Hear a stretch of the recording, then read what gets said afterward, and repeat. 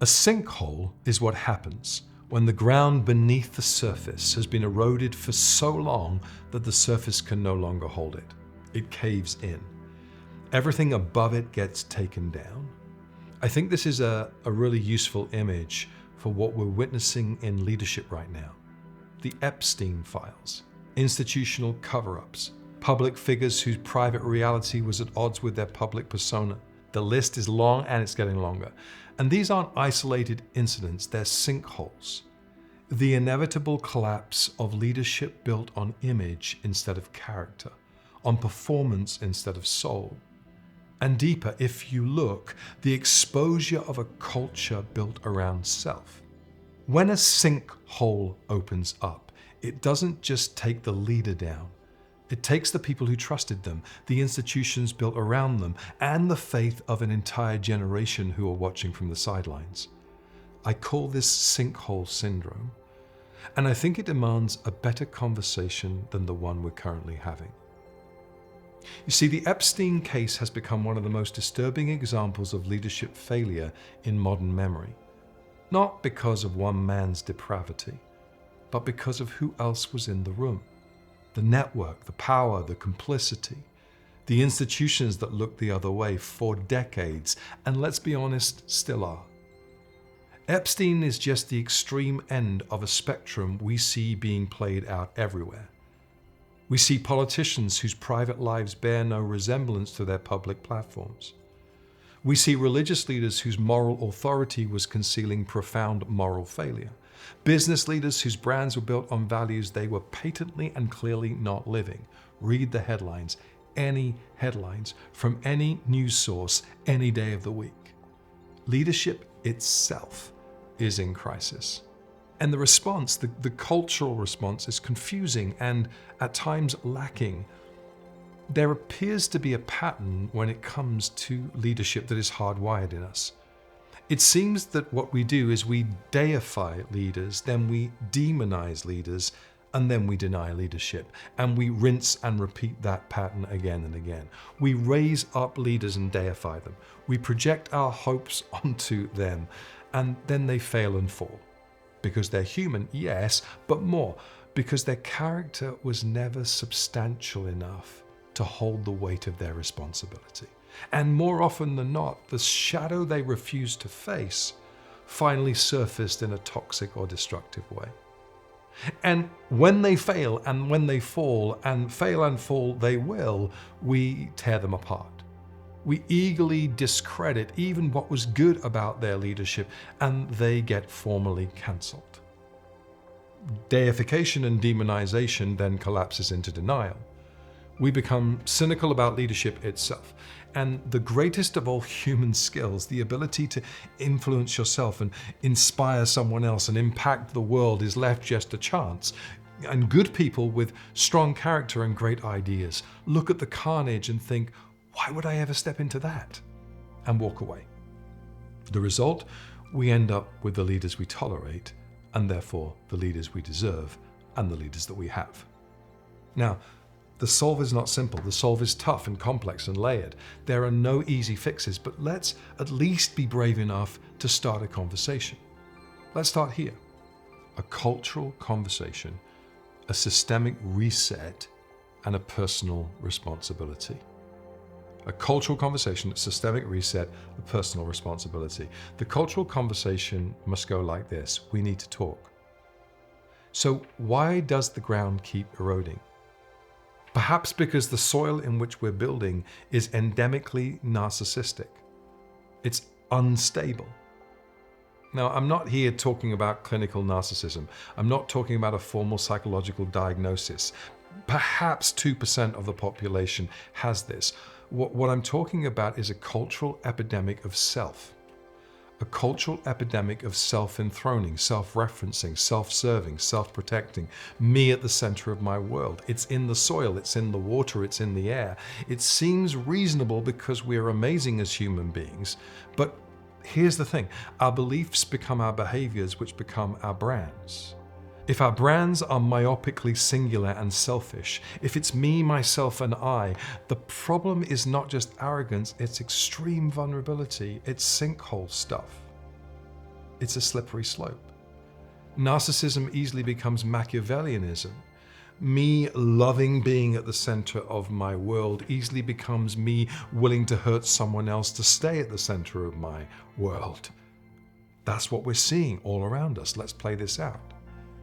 If our beliefs or our values are radical individualism, you do you, or unquestioned relativism, your truth is your truth is your truth, or out-of-control consumerism married to unchecked hedonism, pleasure as the highest value, have at it, or aggressive secularism, there is no higher power, no mystery, no wonder, no accountability.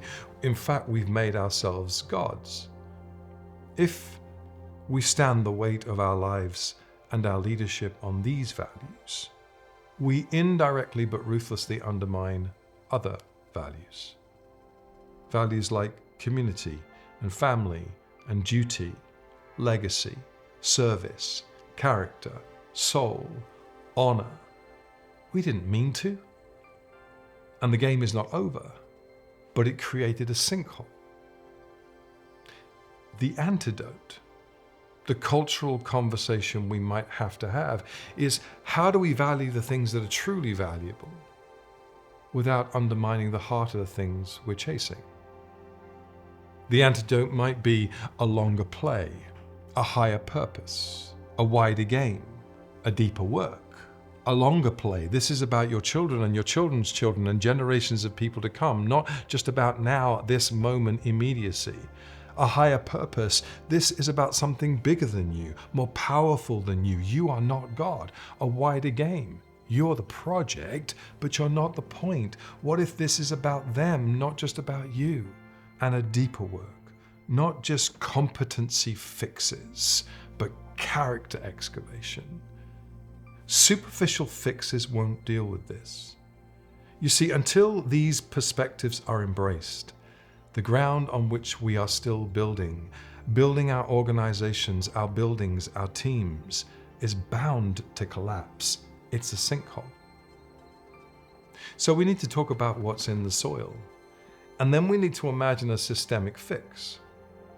We have systemically failed to invest in the character formation of leaders, even from an early age. We train skills, we teach strategy, we develop competence, and then we hand capable people enormous responsibility and then assume that their skill alone can hold the weight. It can't, it won't. Because in the moment of highest tension and pressure and challenge, we default not to our best selves, but to our character gaps. In the moment of temptation towards greed or power or manipulation or coercion, our skill set only makes these things easier to accomplish. In low character, high pressure situations, competence then becomes a liability, not a gift. And by the way, surface level success doesn't make you a healthy person. If anything, it makes the hard, intentional work of healthy character formation more difficult. Character, you see, is not a byproduct of success. It's the foundation upon which success will rest or crumble. And when the foundation hasn't been laid, when the inner work hasn't been done, you get a surface that might seem shiny and solid until the pressure comes, and the pressure always comes, and the sinkhole is exposed. The cultural conversation and the systemic fix needs one further thing, perhaps all things. Let's call it personal responsibility. You see, without you and me taking extreme responsibility for our beliefs and our behaviors and our brand, we will just remain finger-pointing blamers who lead as victims of someone else's intention and someone else's purpose. Let's reclaim you do you. You do you. Every leader carries unexamined scripts, stories about who they are, what they deserve, what they can get away with. Carl Jung called it the shadow, the parts of ourselves we refuse to acknowledge, the parts we mask and hide, the parts we leave unattended. They will direct our lives while we call them fate. Authority doesn't neutralize these scripts. It amplifies them. It compounds them into the culture around you. The leader who has never faced their shadow doesn't become safer with more power. They become way more dangerous. You see, Sinkhole syndrome happens at the fault line, where a subtle belief system meets a lack of healthy character formation, meets a lack of soulful excavation. And by the time it reaches the Epstein level of corruption, the erosion has been happening for years, decades. It's broken. So what do we do with this? Because especially in a fallout so utterly devastating as the Epstein saga that we've seen played on our screens recently, when corruption is so widespread and horrifically endemic, we're tempted to tear the whole thing down in rage, or arguably worse, shrug our shoulders and live permanently in the denial stage. We shake our heads, we wring our hands, and never let our hope for great leadership be rekindled. But that response is a dead end. We get the leaders we deserve, and a culture that is the overspill of them. The only antidote to a denial of leadership is a renewal of leadership. A renewal of our expectations of leaders, a renewal of our preparation for leadership, a renewal of our formation of leadership, a renewal of our excavation of the pitfalls hiding in the shadow of every leader, a renewal of character. We have to demand and equip our leaders to be true, brave, kind, and curious. These aren't slogans to be parroted, they're qualities to be cultivated and lived out. You see, true means you've done the excavation. It means you're familiar with your shadow. It means that you've faced your scripts and you refuse to let them run your life unchecked. And brave means you're willing to walk a road that costs you something, that you won't hide behind image or title, that you'll say the hard thing, make the unpopular call, and refuse the comfortable compromise when your purpose demands more. And kind means you lead people, not just projects, that you build trust through genuine relationships, not transaction, that your leadership creates a culture where others are safe enough to be honest with you and honest with themselves. And curious just means you never arrive, that you stay humble enough to learn, to be wrong, to receive feedback even when it stings, that you're determined to always be pursuing 1% better, and that you process the events of your life consistently, because every lesson that stays unprocessed remains unlearned. So here's what I want to leave you with. Trust is not going to be rebuilt by better PR. It's not rebuilt by new policies, compliance frameworks, or crisis management. These things have their place, but trust, real, lasting, generational trust, is rebuilt one leader at a time. One leader who decides to draw a circle around themselves and to stay in it, maybe kneel, maybe stand, maybe sit and say, I am the project and I mean it. To set their own souls before they set the agendas of teams or organizations or nations. You can't fix a sinkhole from the surface. You have to go underground. You have to address the foundation, the root system, and the root cause. And none of this is glamorous work. It won't trend on social media and make you desperately popular, but it's the only work that lasts. And it's the only thing strong enough to counter the corruption on full display in our culture right now. The question is, what is the foundation that you are building on? Because the world doesn't need more impressive surfaces. It needs leaders whose ground holds. If this helped you, like this video and subscribe to this channel for more on the future of leadership. In fact, we created a special film called Shadow and Soul to describe where leadership is at right now and where a new kind of leader can take it. You can find it here. We're on a mission to bring character leadership to every area of society. Watching and sharing this video really does make a huge impact. Thank you.